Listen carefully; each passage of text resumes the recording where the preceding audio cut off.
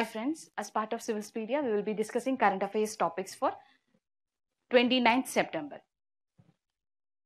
Today's topics are e-waste, the Ramsar Convention, section 497 and Kharif and Rabi crops. We will start with e-waste or electronic waste. This topic, it is useful for your prelims as well as mains. And e-waste, it is the electronic waste. The information technology, it has revolutionized the way we live, we work and we communicate. And it has brought countless benefits and wealth for the users of information technology. Along with these benefits, it has also led to enormous generation of electronic wastes. So electronic waste or e-waste, it is a term for electronic products that have become unwanted, non-working or obsolete and have essentially reached the end of their useful life. So any electronic product that has reached the end of their useful life, they are known as electronic waste. And e-waste, it is created from anything that is electronic. It can be computers, TVs, monitors or refrigerators or VCRs, CD players or even air conditioners. So anything that is related to electronic, it can be e-waste. Coming to some of the statistics, more than 20 million tons of e-waste are produced every year. And India, it is one among the top 5 e-waste generating countries. And in India, the annual electronic waste or the annual e-waste generated, it was 1.8 million metric tons in 2016.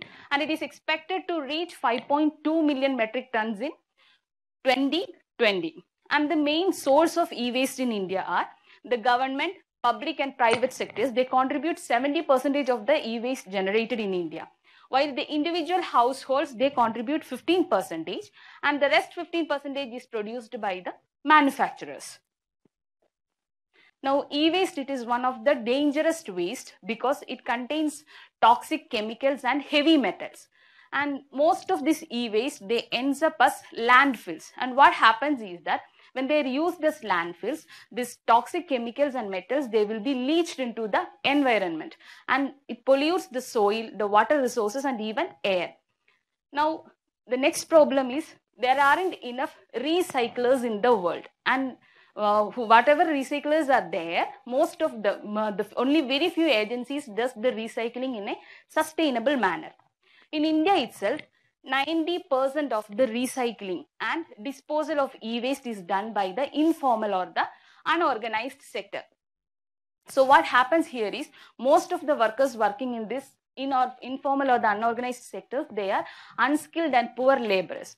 Also, children are also engaged in dismantling of electronic waste. These people, they don't use adequate safeguards or safety measures while they are dealing with the electronic waste, and they come into constant contact with these chemicals and heavy metals, which is hazardous for their body, and it affects the nervous system and the respiratory system of these poor workers.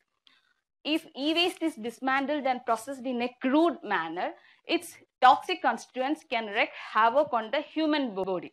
Also, these poor laborers, they will be living in slums, which is near the unprocessed e-waste dumps and all. This also affects their health. So, the problem of e-waste, it is both a threat to environment as well as to human health. Now, we will see some of the pollutants that is occurring in the electrical and the electronic equipments. The first one is given as arsenic. So it mainly comes from semiconductors, diodes, etc. Next one is barium, that is from electron tubes, fillers for plastics, etc. Next is brominated flame proofing agent, which contains bromine, another chemical. Next, cadmium from batteries, cathode ray tubes, etc. Now, chrome, which is present in dyes, pigments, switches, etc. Cobalt from insulators. And the other one is copper from in cables and copper ribbons, etc. Lead, liquid crystals, lithium, mercury, nickel, PCBs or polychlorinated biphenyls, selenium, silver, zinc. So these are some of the heavy metals and chemicals that are present in the e-waste. You have to remember some of them because many a times in prelims questions have been asked. Now, what is the solution for the e-waste, or how we can tackle the menace of electronic waste? One solution is engaging an established government agency. We saw that 90% of the recycling and disposal is the unorganized or the informal sector. So engaging an established government agency, it will take adequate steps to recycle and disposal e-waste in an organized manner. The next one is while recycling, many of the metals can be extracted, and these metals we can use to meet our domestic requirements, thus reducing the dependence on other countries and imports for these metals. Now, the recycling is mostly done in an unscientific manner, so it's very necessary to segregate and dispose these e-waste scientifically, that is adopting an environmental friendly e-waste recycling practice. There are so many rules, so many laws that deals with e-waste management in India, but the main challenge is the unawareness of the people. So there is a necessity of bringing effective awareness programs to make the people aware about the hazardous nature of e-waste. Next is providing necessary financial support and technological guidance to the recycling agencies.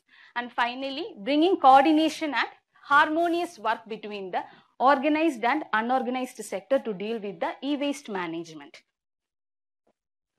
In India, the rules regarding electronic waste management, it was first brought in 2011. And this was based on the extended producer responsibility. That is, it put the onus on the producer for the management of the e-waste in an environmental friendly manner. Later in 2016, this rules was amended, and that is the e-waste management rules of 2016. It established producer responsibility organization.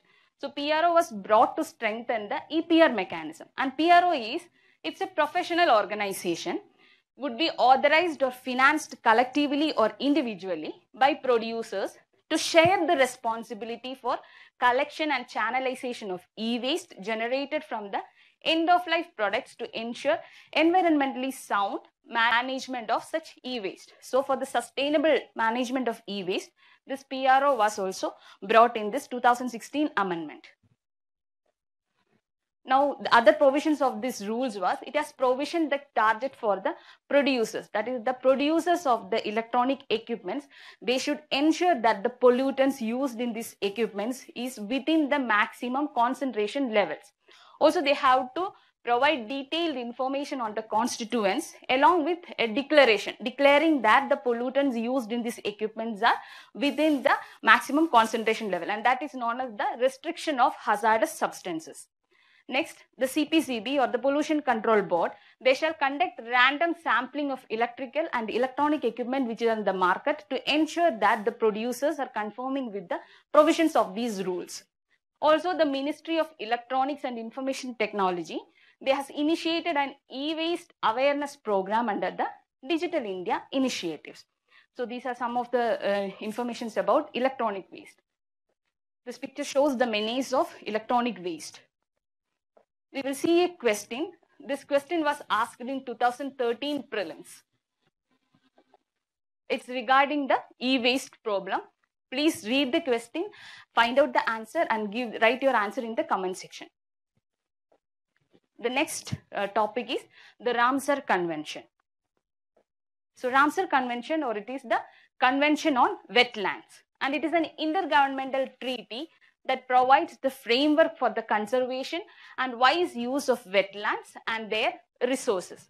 This was adopted in the city of Ramsar, which is a city in Iran. That is an Iranian city of Ramsar in 1971 and came into force in 1975. So this convention, it gives a very wide definition for wetlands, and it includes all lakes and rivers, underground aquifers, swamps and marshes, wet grasslands, peatlands, oases, estuaries, deltas and tidal flats, mangroves and other coastal areas, coral reefs and all human-made sites such as fish ponds, rice paddies, reservoirs and salt pans. So all these are defined under the wetlands in this Ramsar Convention. Now, after this Ramsar Convention, one World Wetland Day was also celebrated. It is usually celebrated on February 2nd. And in 2018, the theme of this World Wetlands Day was Wetlands for a Sustainable Urban Future. You know, wetlands are one of the most diverse and productive ecosystems. And it is very useful for urban areas, especially because it makes cities livable in many important ways. That is, it helps in reducing flooding, replenish drinking water, filter waste, provide urban green spaces, and are a source of livelihoods. So these are some of the importance of wetlands in urban areas. And this year, the World Wetlands Day was focusing on wetlands for a sustainable urban future. Now coming to the convention, the number of contracting parties, 170 countries have ratified this convention, and the number of Ramsar sites included are 2,326. Now the parties to this convention, they meet every 3 years. That is the conference of the contracting parties. Coming to the Ramsar Convention, it has a list, that is the Ramsar list of wetlands of international importance. So this list, it lists all the important wetlands, and it is known as the keystone of the Ramsar Convention. So this list is the keystone of the Ramsar Convention, and its main objective is to develop and maintain an international network of wetlands, which are very important for the biological diversity of the world. And in this Ramsar list of wetlands of international importance, one more record is there, that is known as the Montreuil's record.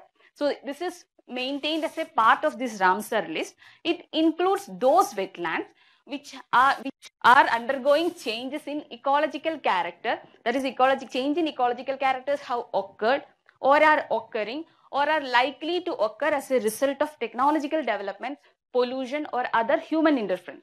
So such wetlands are included in the Montreuil's record, which is maintained within this Ramsar list. Picture shows the Ramsar sites in India. There are around 26 sites, and of this, 2 sites are included in the Montreuil's records. That is the Kevladev National Park in Rajasthan and the Loktak Lake in Manipur. Earlier, Chilka Lake was also included in this Montreuil's record. Later, it was removed. So please notice which are these 26 sites of Ramsar sites from India. Coming to the next topic, it is Section 497 of the Indian Penal Code. So it deals with adultery. That is the Section 497. It punishes a man who has an affair with a married woman without the consent or convenience of her husband, and the punishment can be up to 5 years in jail.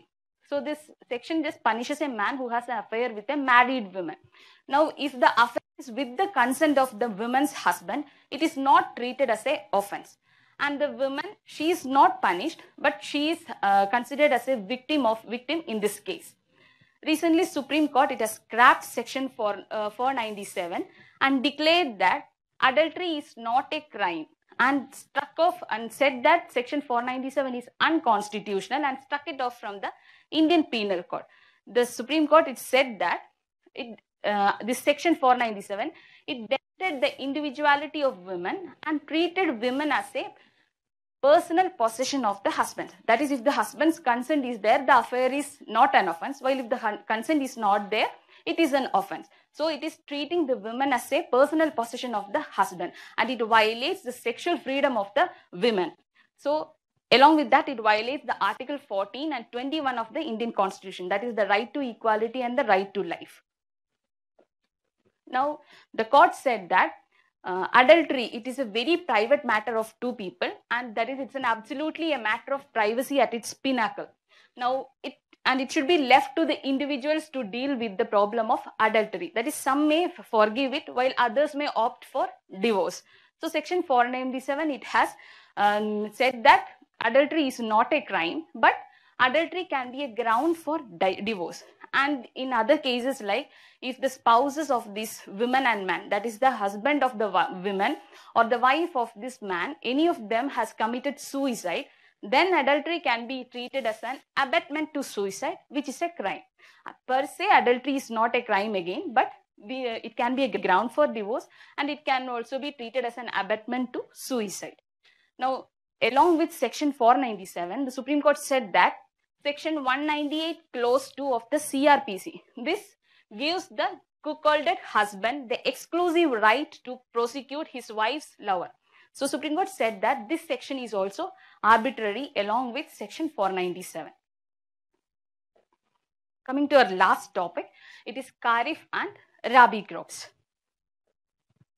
You know the agricultural cropping year in India is from July to June. That is July from this year to next June. That is the agricultural cropping year of India.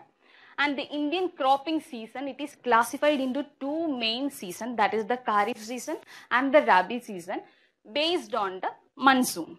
Now, every year the department publishes the final estimates of production of major agricultural crops of the country, and this is published by the Directorate of Economics and Statistics. While you study this, you should be careful because the name is Directorate of Economics and Statistics, but it is not related to economics department or statistics department.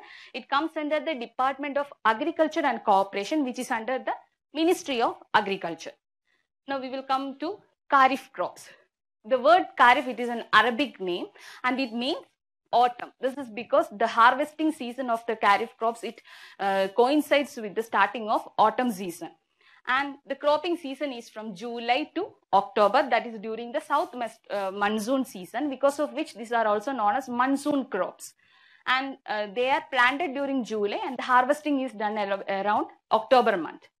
The main Kharif crops, they are rice, maize, sorghum, pearl, finger millet, arhar, soya bean, groundnut, cotton, etc. So these are some of the important Kharif crops. You have to remember these names. Next is Rabi crops.